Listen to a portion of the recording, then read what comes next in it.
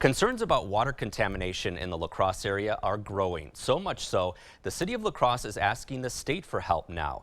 As we've reported, the city tested for and found PFAS compounds in more than 100 private wells around the airport. The man-made chemicals were used to produce the firefighting foam sprayed at the airport for decades. PFAS has been linked to infertility, thyroid disease, and cancer. La Crosse Mayor Tim Cabot and the County Board Chair are asking the Wisconsin DNR to help test more wells around the airport and beyond. News 8 Now's Amy DuPont has been following the story from the beginning for us. She joins us now in the studio with what we've learned this afternoon.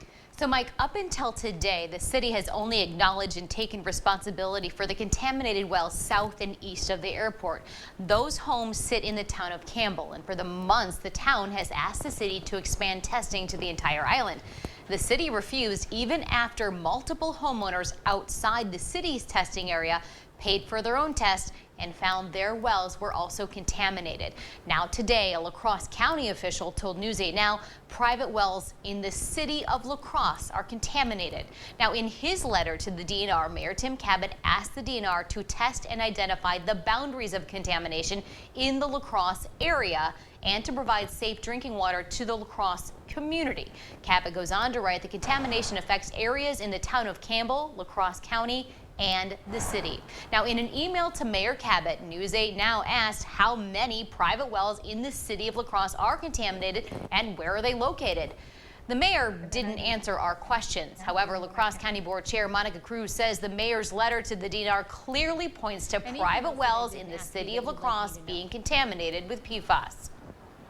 I don't know, all the details about that, but I know that wells have tested positive that we weren't even suspecting were in that area of contamination.